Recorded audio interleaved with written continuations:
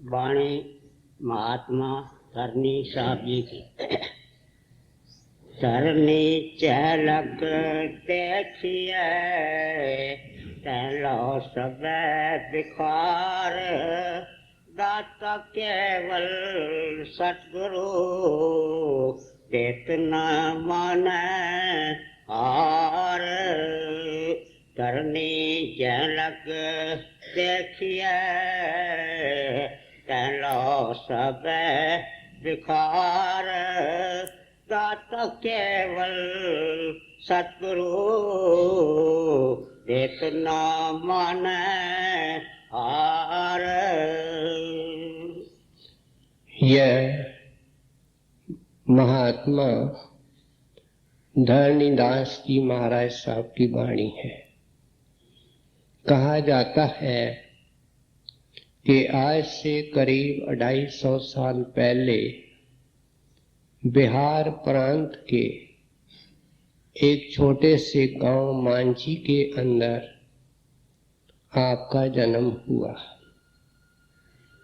पंडित ने जब आपकी जन्म पत्री बनाई तो उस वक्त ही कह दिया कि आगे चल कर के ये एक महान साधु होंगे। ये जो होनहार महात्मा होते हैं, इनके अंदर बचपन में कुछ विशेषताएं होती हैं। आपकी 2 विशेषताएं थी। एक तो आप बुद्धि के बहुत तेज थे और इस तेज बुद्धि, नेक नीति, ईमानदारी, कार्य कुशलता, इसके कारण तरक्की करके आप उस इलाके के दीवान बन गए थे। उस जमाने में दीवान मिनिस्टर को कहते थे।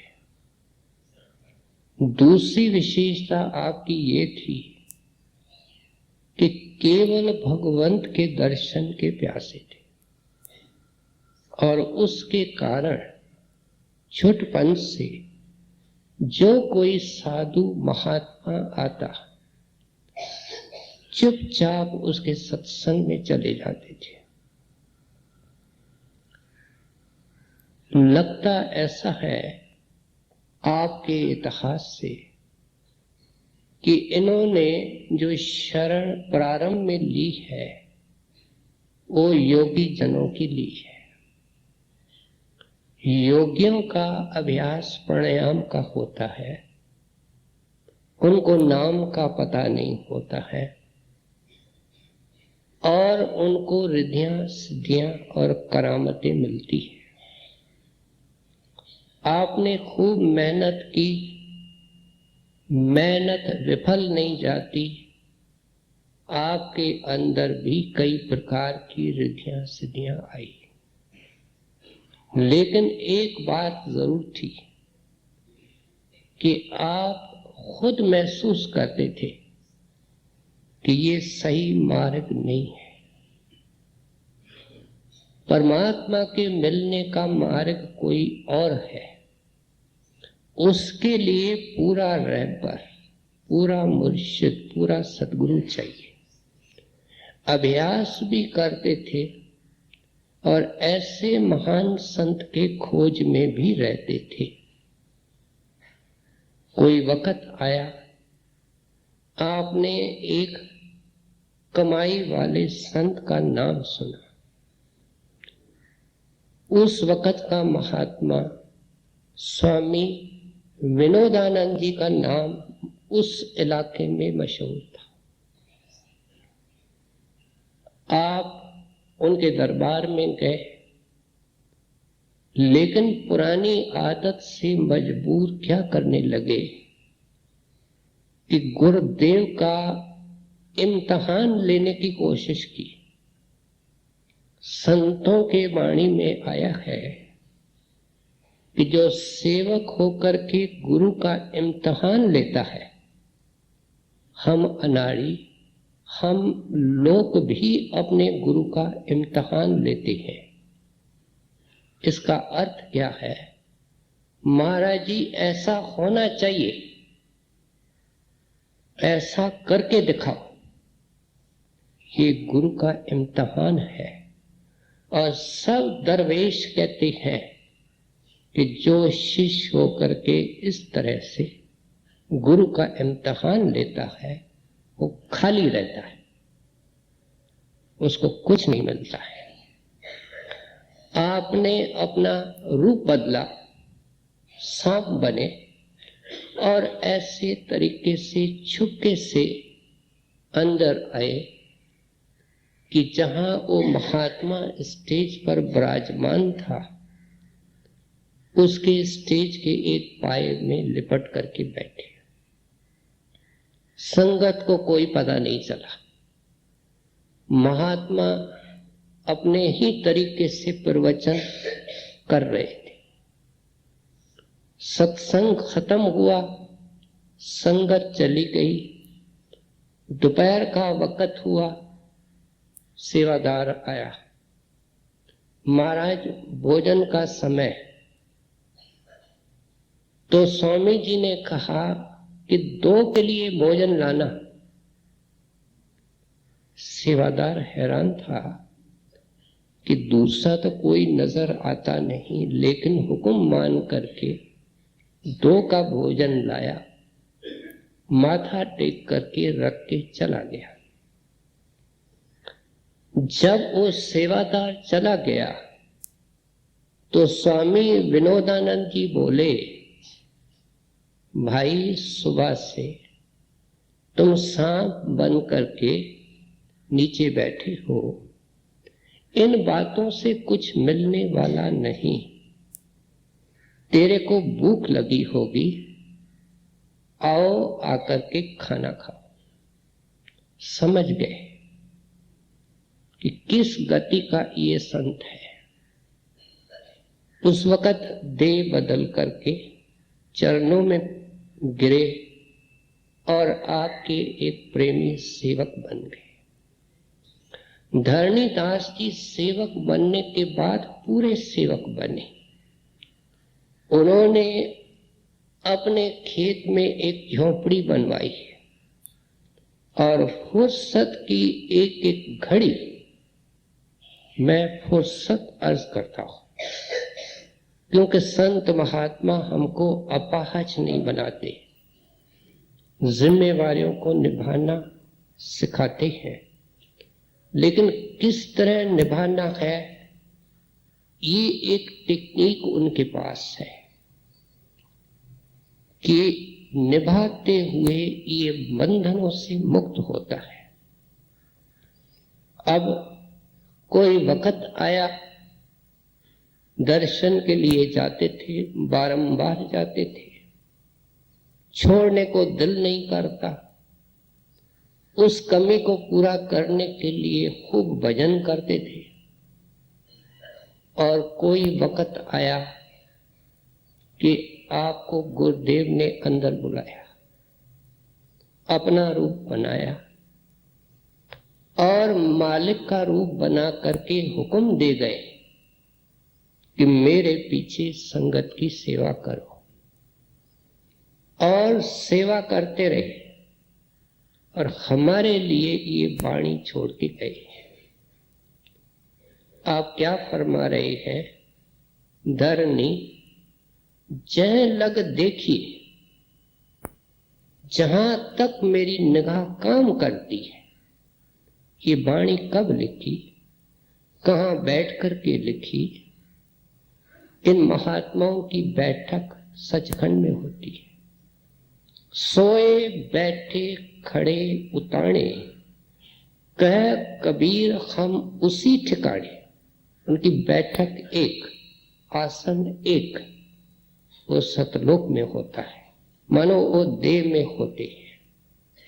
वहां बैठ करके अकाल पुरख के हुक्म से वाणी लिखते हैं या लिखवाते हैं।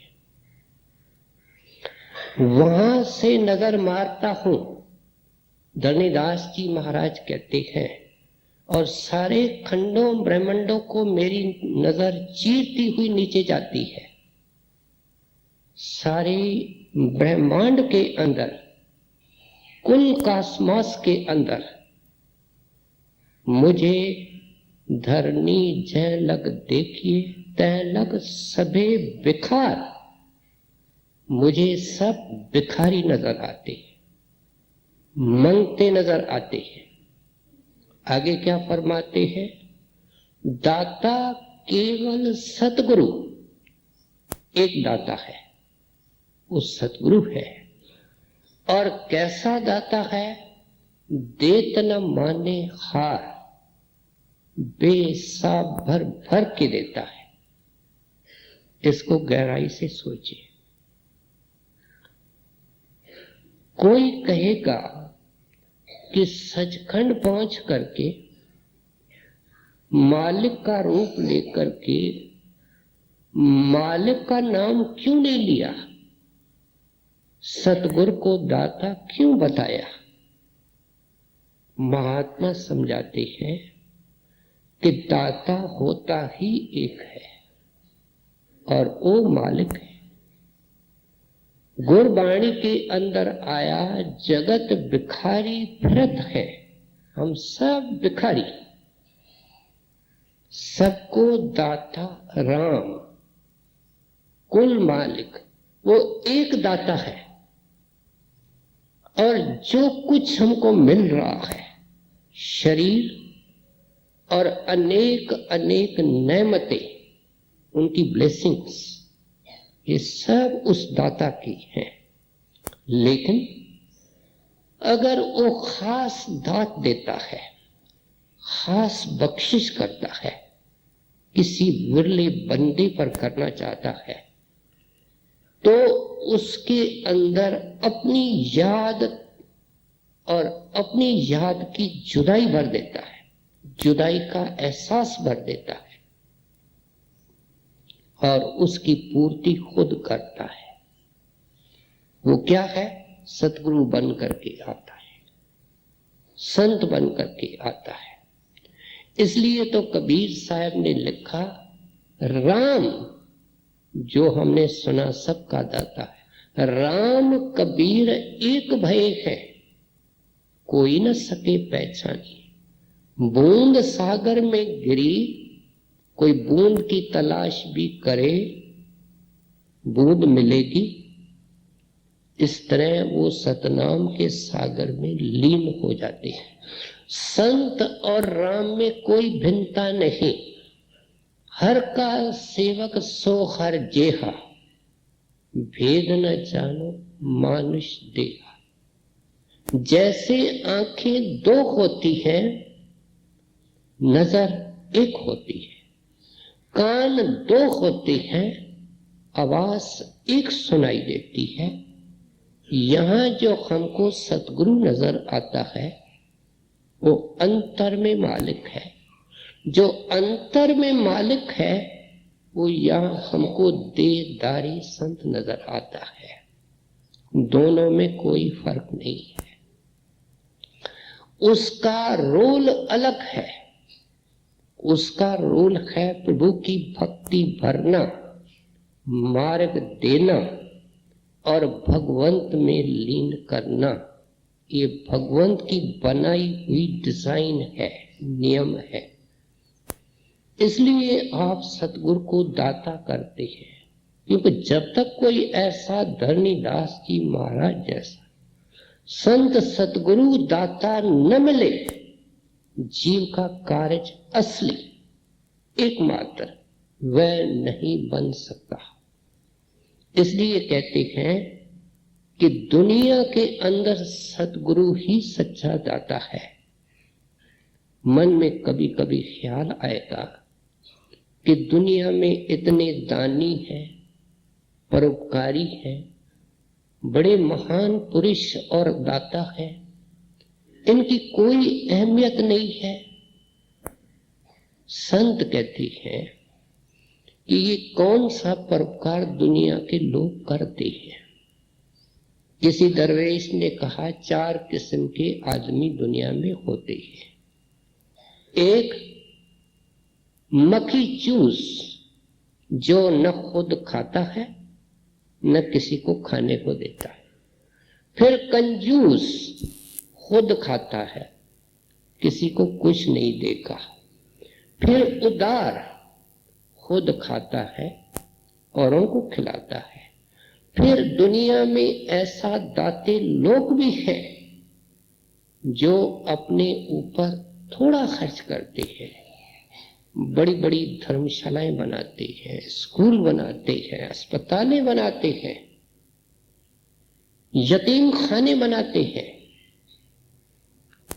उनके लिए संत महात्मा कहते हैं कि हमारी शिक्षा को जरा दिल खोल करके सुनो कि अगर विद्यालय खुला तो विद्या का दान मिलेगा, अस्पताल खोल दी तो बीमारियों का इलाज होगा, अगर यतीम खाना खोल दिया तो यतीमों की देखभाल होगी, धर्मशाला खोल दी तो मुसाफिरों को साया मिलेगा। लेकिन जो ये सारे दानी होते हैं, इन शुभ कर्मों का फल लेने के लिए संसार में आते हैं, जो इनका फल लेते हैं उनको भी संसार में आना पड़ता है। हमको तो उस दान की जरूरत है जो हमारे जन्म मरण को खत्म कर दे। जीवन दान हमको चाहिए। जीवन दान केवल सतगुरु दे सकता है। इसलिए धरणीदास जी महाराज कहते हैं, दाता केवल सतगुरु, सिर्फ एक है जो जन्म मरण की रेखा को मिटा सकता है।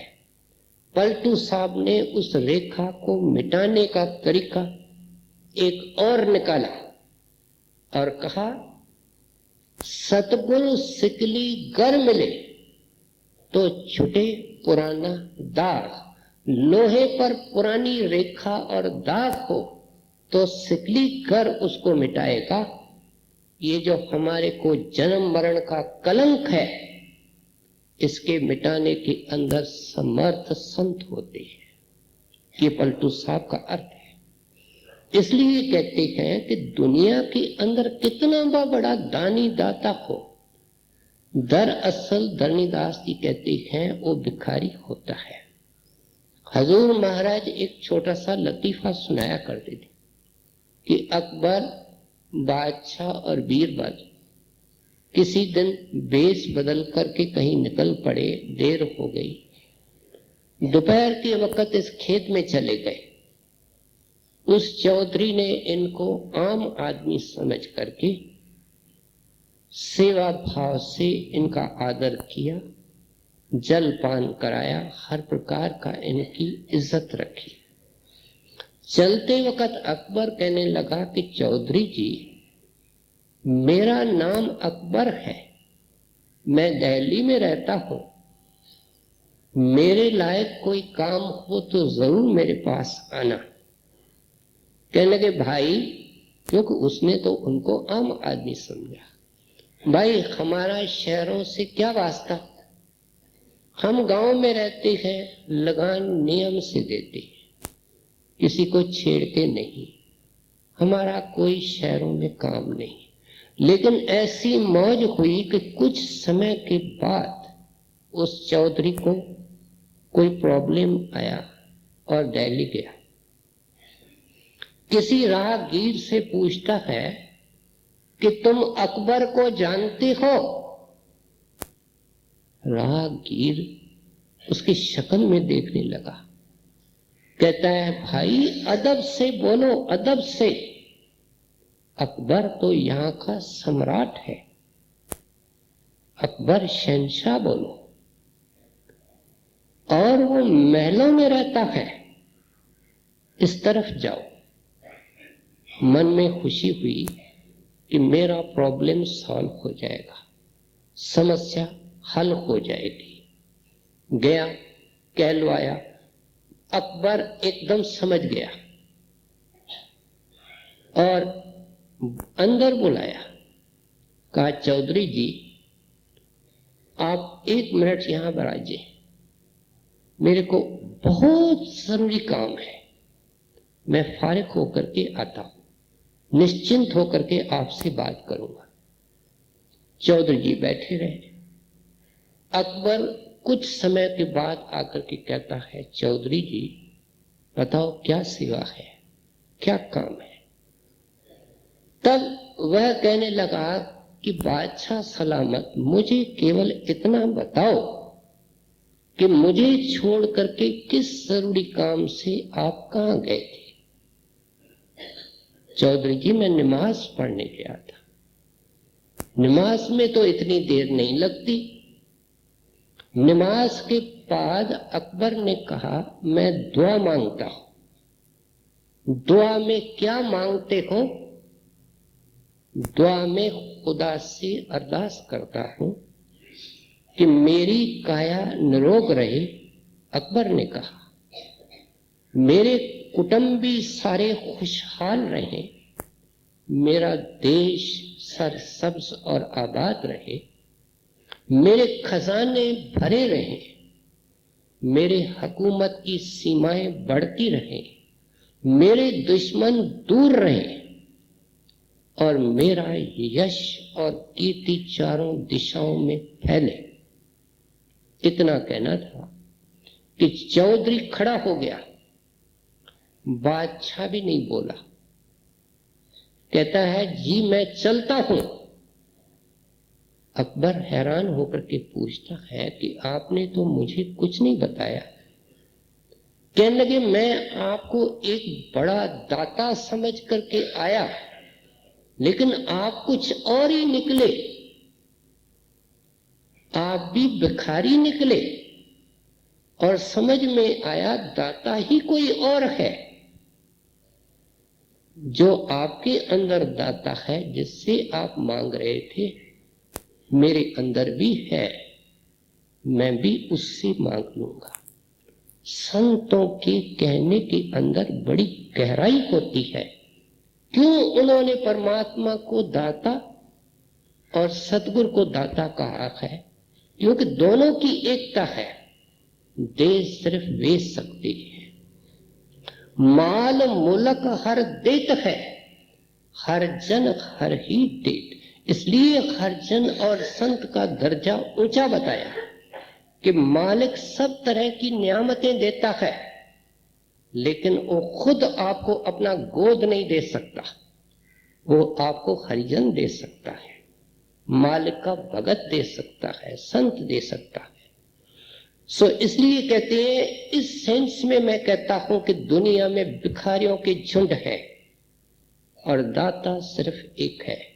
और वो दानी और दाता कैसा है? देत न माने हार।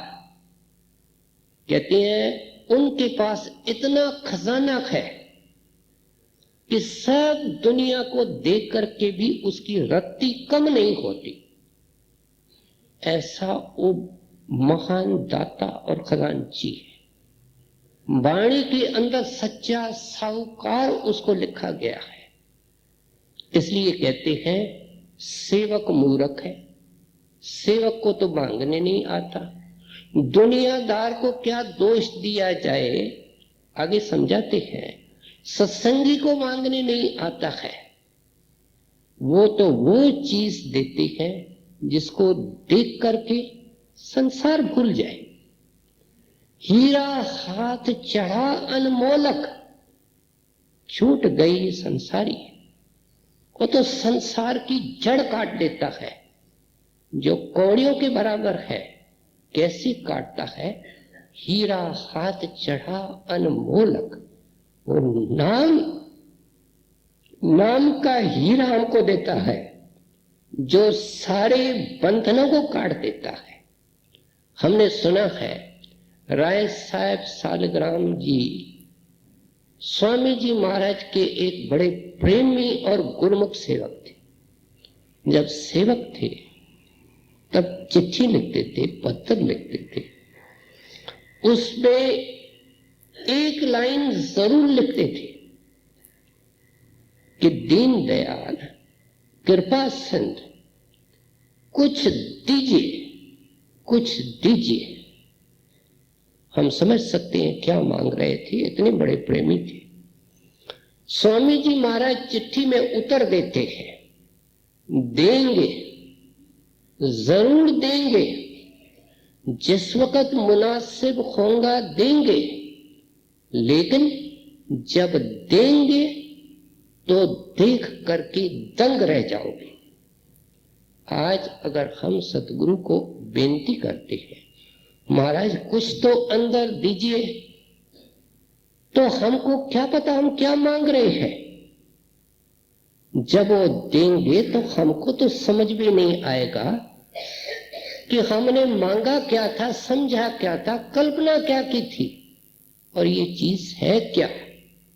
बड़े महाराज जी का एक बड़ा प्रेमी सेवक था, महाराज जी से बहुत नजदीक था, भजन भी नियम से करता था। अलग अलग जिंदगी के अंदर कर्मों के लेयर्स होते हैं, जिंदगी में पर्दा नहीं खुला। उन समय महाराज जी ने उनको अपना नूरानी रूप की झलक दी। वो हाथ जोड़ के कहता है, महाराज आप ऐसे होते हैं, आप ऐसे होते हैं, आपके साथ मैं वर्षों तक बैठा हूं, मैंने दर्शन किया है, लेकिन मुझे पता तो नहीं था आप ऐसे होते हैं। तो महाराज जी ने कहा, ये तो कुछ भी नहीं है, और ऊपर चलो, पता चलेगा कि संत सतगुरु क्या देना चाहता, क्या देने के अंदर मुंतजिर है। सेवक की पीठ ही गुरु के, सेवक की पीठ है गुरु के तरफ, संसार की तरफ मुख है। दानी से दान लेता नहीं, अंत वेले पछताएगा। कहते हैं अन तोले ही देत है, कबीर साहब का वचन है। नाम सरीखा धन, जब वो देते हैं तो भर भर करके देते हैं। अंग्रेजी में क्या आया, वी आर पुअर रिसीवर्स, हमको तो मांगने की अकल ही नहीं। He is a great giver, वो परम दानी है।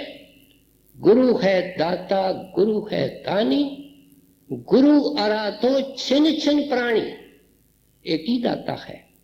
आराधना भी उस चीज के लिए करो जो उसके पास चीज है। हीरा हाथ चढ़ा अनमोलक, नाम रूपी हीरा मांगो, जो सारे बंधनों को, सारे कष्टों को खत्म कर देगा। धरणीदास जी महाराज को हम आगे सुनने की कोशिश करें। करने